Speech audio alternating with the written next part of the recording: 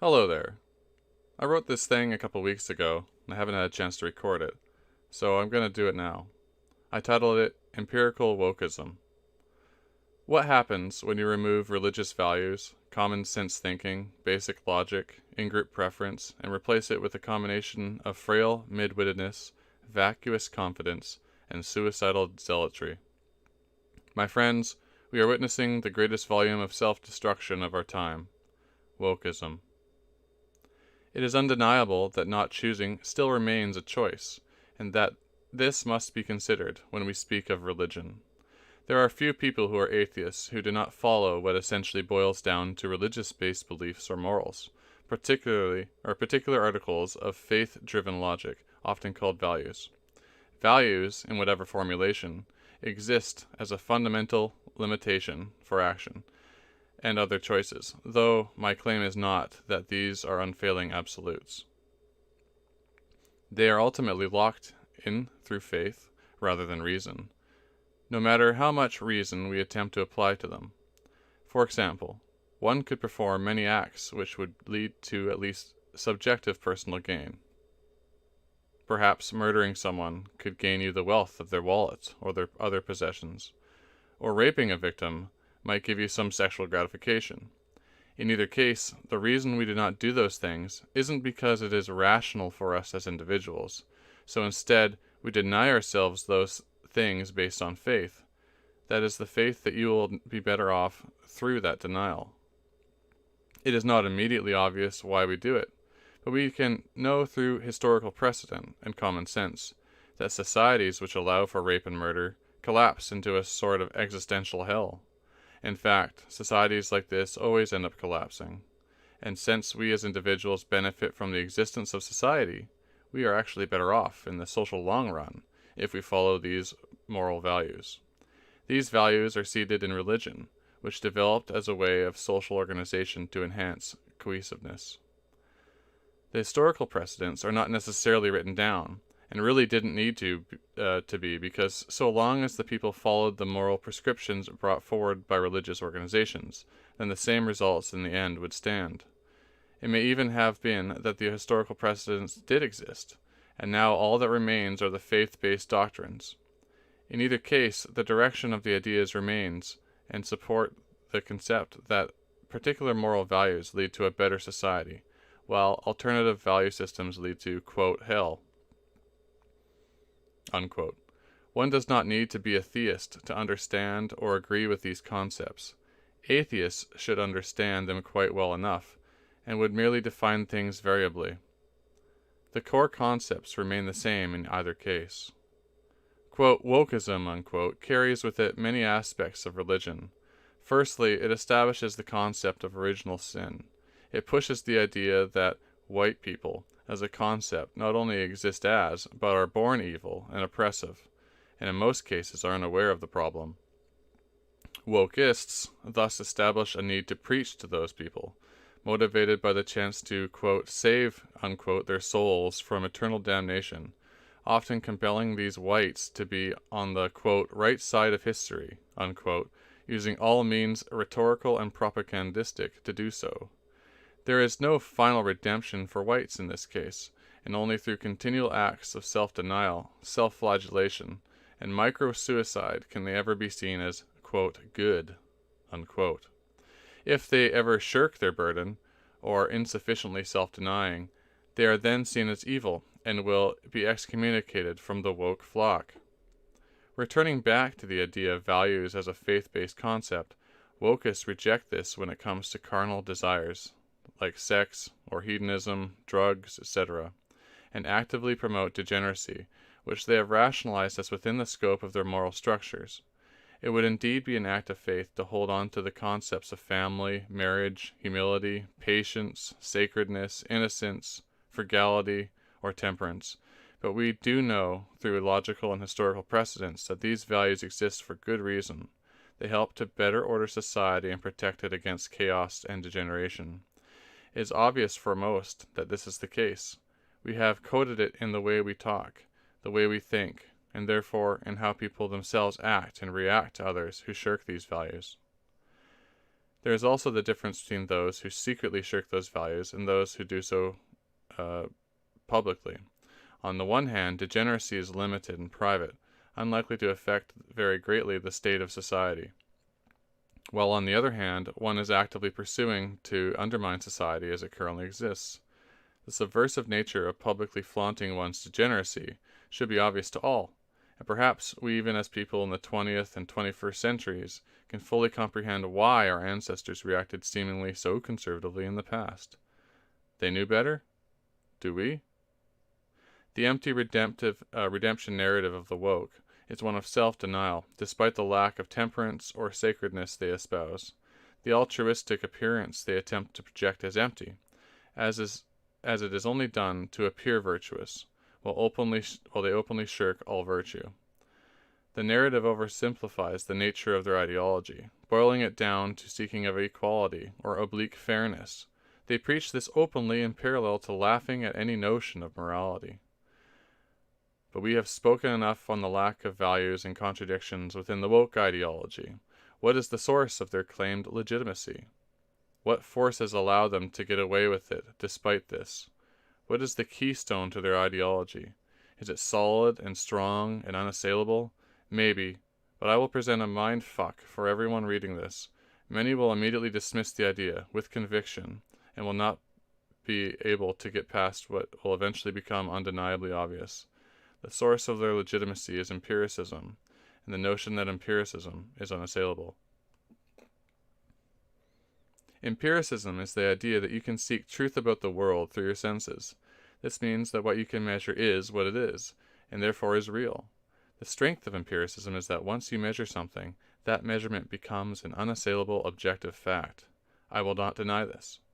Under the assumption that the measurement was done accurately, and without bias, or assuming that the scientist doing the measurement was entirely honest and competent, then the data rendered from that exercise is entirely, objectively, true. This is something one must always consider in terms of assailability of claims. But for the purposes of this discussion, I will not be bothering with that. I am going to steelman the position of empiricism, and assume it to be on its best methodological behavior. Empiricism relies on measurement, and the ability to measure and therefore establish data which one can collect. But what is being done with this data? Assuming it is entirely accurate and without human error whatsoever, you are always by definition restricted to being able to measure the present or some condition which has immediately passed. In other words, we cannot measure the future, and therefore cannot measure future conditions. This means that, on that level, empiricism is useless for making predictions about the future. But what? It cannot make predictions. But what about advanced methods like inferential statistics? Again, we have the same issue. When we create models based on the past, it can tell us nothing about the future. At best, we can take the historical data and infer a normalcy condition, that is, based on past data, what we should expect if conditions under which the measurements were taken remain unchanged, and create through this an expectation, or an assumption, of continued normalcy. This applies to all forms of empirical measurement, and all explanatory models. This, however, is its weakness. If we are being purely honest, no two conditions are identical. We must accept that empiricism cannot make any predictions beyond normalcy expectations. Even under such circumstances, what is being stated is, quote, under X conditions we have measured Y. Therefore, under the presumption that X conditions continue, we should expect the same result Y. The problem here is that once X condition has passed, you are logically no longer under X condition, but perhaps condition X1. The peculiarity that differentiates between the two is that X must precede X1. Likewise, the preceding condition X2 must be preceded by X1, and so on and so forth. This might mean that the difference between the conditions is relatively minor, say 0.000001%. In some cases, it would be more different, and in other cases, it would be less. It is also true that as you move away from the original condition, you get less and less like the condition as the variances pile up. When it comes to physics, these measured variables, assuming again perfect methodology and human action, don't add up to much. Gravity is rather constant, even though it will vary at different points of the Earth to a small degree. We call these constants, at least insofar as we can measurably know. The same thing goes for chemistry, though it is a bit more variable, and these variances do add up over time to a more observable degree. Let's return to conditionality. Empiricists take a measurement of X condition, and assuming it was proper and the conditions remain unchanged, they think that they can take repeated measurements, and that these measurements are somehow related to each other. But why? What makes them related? Even if you get the exact same measure, what's that establishing other than X was 0 at Y, and X was 1 at P, and X was 2 at Q? It is not all we have done to establish three independently true, now historical facts. If each measurement came out exactly the same, would that make a difference? If each measurement was instead an average of 5 measurements, and then when compared to the others was still the same, would that make a difference? No. There is no fancy methodology, no magical chart or graph which can overcome this issue. We eventually come to the circular logic. Quote, "The normalcy of condition relies on the conditions remaining normal." Unquote. In short, the presumption in regards to condition is not something that is predictive, but instead assumed without relevant evidence. And we can say this because it is not possible to measure something that is yet to happen. Therefore, when it comes to predictions made through empirical analysis, models, graphs, or any other futures-oriented conception, it's entirely based on faith. But surely I am not claiming that reading palms is equivalent to empiricism-based methodology, right? Well, I am to a limited extent. Palm reading is largely nonsense to a proponent of scientism, because palm reading isn't accurate in comparison. This is difficult to say, as it no doubt developed out of the rather shallow understanding of the human condition according to scientism adherents. They are at least partially correct. The practice of palm reading is shallow, taking base features of human hands to make predictions about the individual's future. And that seems pretty shallow to me, and most people with at least some common sense. But we also must acknowledge that this practice didn't appear out of nothing, and it has a very deep history, likely going back far beyond the beginnings of civilization, probably dating back to more precarious human conditions. This shallowness of immediate appearance is nothing in comparison to the depths of time and conglomerates of human experience which have led to the practice as it is today. Palm reading, of course, is just one example of holistic knowledge which formed over human history. To ask whether or not it is faith-based would be silly, as it clearly takes that on in appearance. The better question would be, if palm readers since the dawn of conception had kept accurate written records of predictions and results to a particular empirical standard, how much less faith-based would it appear, and how much more empirical would it be? This is a very big and obvious problem for empiricists and other adherents of scientism. When it comes to the general public, it is hard to know who to trust, who has the best information, who should make the call on a particular important decision. In civilizations past, many turned to the high priests to inform them of what they should do, that is to say, what they ought to be doing, and what they ought not to do. These priests were thought to possess special knowledge or a direct connection to creator beings of some sort. These priests were well educated and often very knowledgeable, even in comparison to an average person today, maybe even more so in many cases. The priesthood was exclusive and reclusive. Only particular people were allowed to take part in the knowledge. All priests had to be accredited by the temple institution, and those who were not accredited were deemed to be heretical, and thus excommunicated and often killed. The temple priesthood had a particular order involved, often having the term order within the name of the institution. For example, Holy Order of the Knights Templar, for example. You could also have been accredited by the temple, and if you didn't follow the temple order, could be thrust out. This led to a sort of closed-minded absolutism when it came to knowledge, stagnating knowledge growth, aka expansion of known truths, to benefit the power of the temple. In doing so, truth was sacrificed for power, which according to many becomes the point at which real corruption begins. Compare this to our current temples. No, not the religious temples, but the current temples of knowledge, academia. This iteration of the temple, a modern one, offers accreditation to the modern beholders of knowledge and truth. These professors of science are then allowed, so long as they adhere to the official doctrines, to practice their craft, to read the revelatory signs from the entrails of the sacrificial beasts, so that they may make pronouncements from the holy methodology.